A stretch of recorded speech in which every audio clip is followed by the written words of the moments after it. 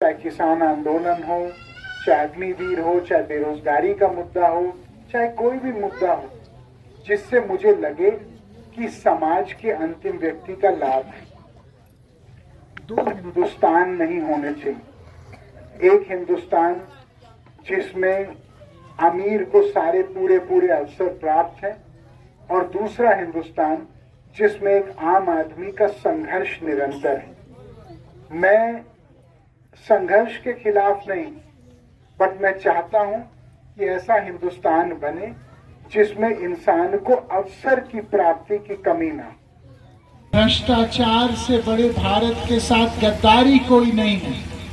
जो लोग पीलीभीत के या बाकी जगह के नेता कमीशन लेते हैं, जो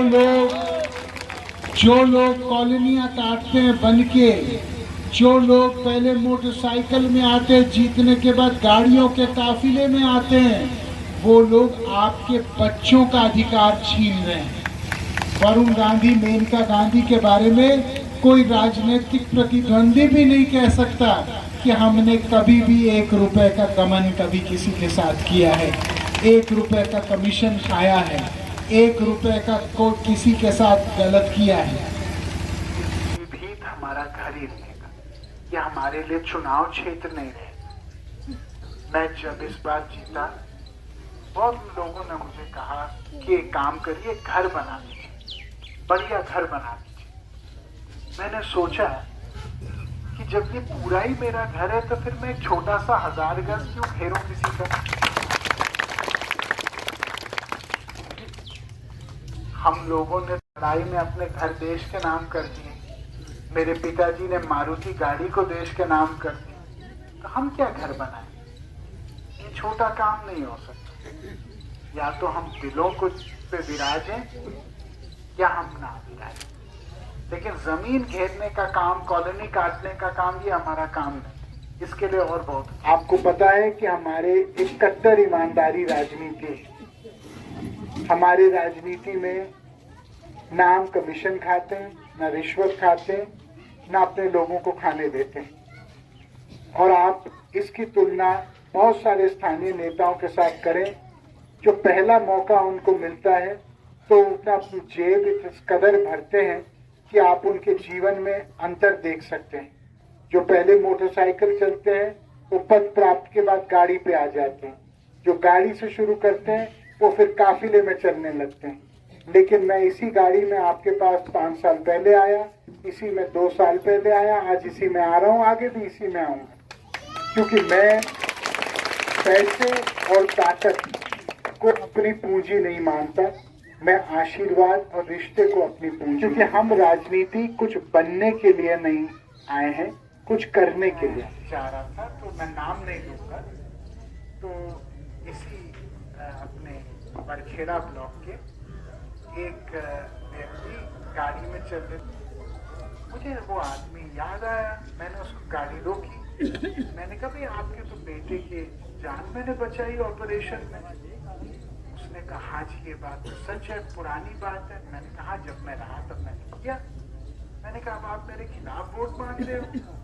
तो उसने कहा भैया ऐसे है कि हमको दिहाड़ी मिल रही है ना, हमको मिल रही है दिहाड़ी, लेकिन हम वोट आपको ही नहीं। तो मैंने बड़ा गले लगाया उसको और मैंने कहा मेरे भाई, हमारी दोस्ती में लोगों का फायदा हो रहा था ये हमको पता था, आज दुश्मनी में भी फायदा हो रहा है। आज आपके माध्यम से पता चल गया है ना। तो हमारे दोस्ती में कुछ लोगों के घर चल रहे हैं, ये तो बड़े हर्ष की बात है। अब भैया हमारे दुश्मनियों में भी कुछ लोगों के घर चल रही है तो और भी खुशी की बात है।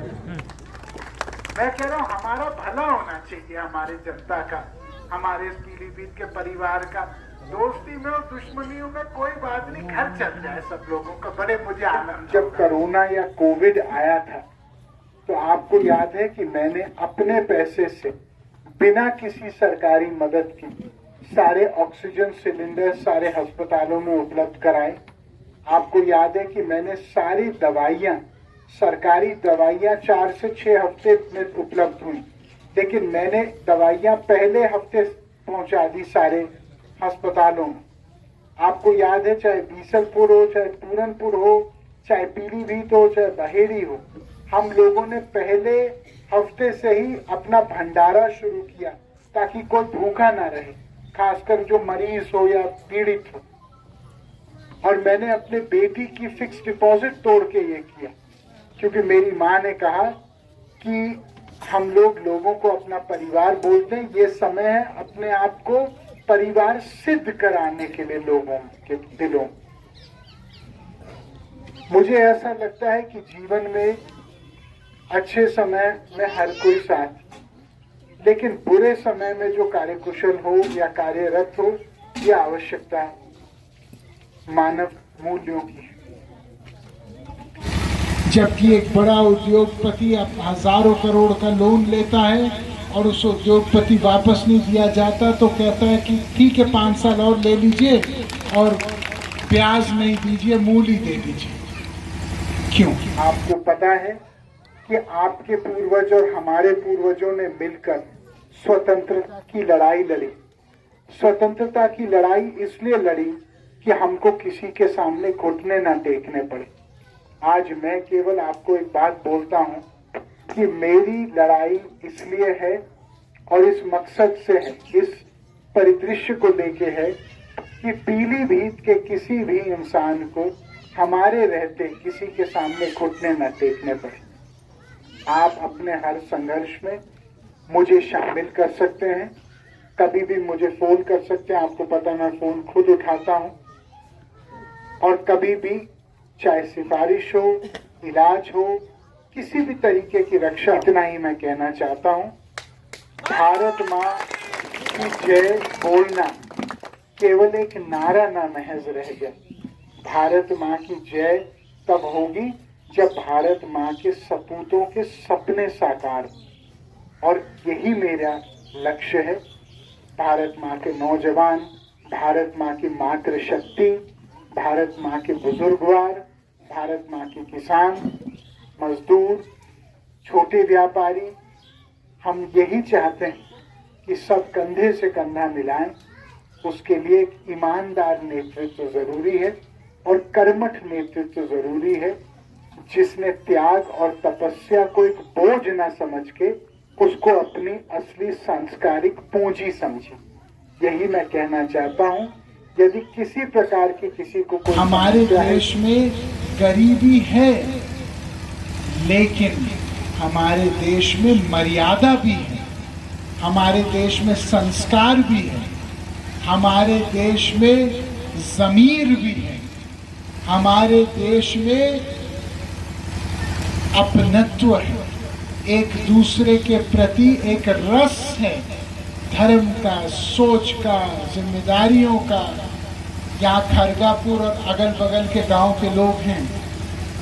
जब आप लोग बम्बई में या दिल्ली में मिलोगे और कोई बोलेगा मैं भी खरगापुर का, आप भी खरगापुर के, तो ऐसे मिलेंगे जैसे दो जुड़वा भाई एक दूसरे से मिल रहे हैं।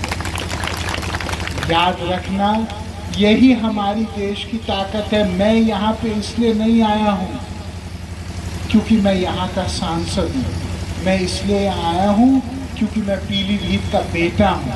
ये पीलीभीत का खून मेरे रगों में बह रहा है और ये रिश्ता मेरी असली पूंजी है।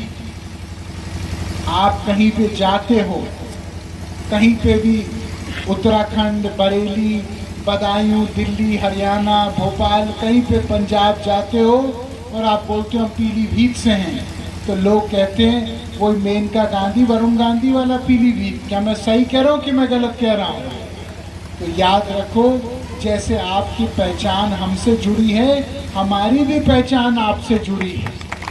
हमारे ये संगम में एक है और इस संगम को कभी हल्का मत करना, इस संगम को कभी अपने से अलग मत करना। उनको लग रहा ताकत है जब सामने वाला झुकता है। झुकने की और झुकाने की जरूरत ही नहीं है जिंदगी, बल्कि जितना आदमी फूले और फले तुम्हारे सामने, सोचो उतनी बड़ी ताकत तुम्हारी पड़ती है।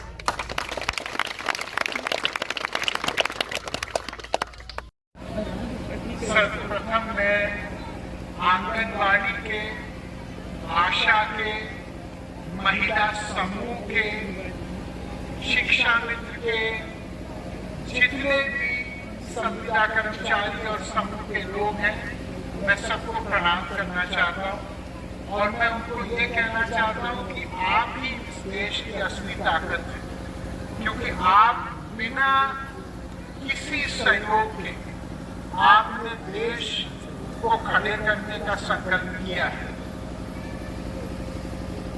चाहे समूह हो, संविदा, कभी हिम्मत मत हारना। मेरे जैसे लोग हर दम आपके लिए हैं और आपके लिए बोलेंगे। कभी भी आपको लगे कि आपको बराबर का पर्याप्त मान सम्मान नहीं मिल रहा है, मैं चाहता हूं आप मेरे से संपर्क करें। मैं पहले भी हमेशा आवाज उठाते रहा हूं, आगे भी मैं करूं। मेरी राजनीति भ्रष्टाचार के विरोध में है। मेरा नंबर आप लोग लिख सकते हैं अभी।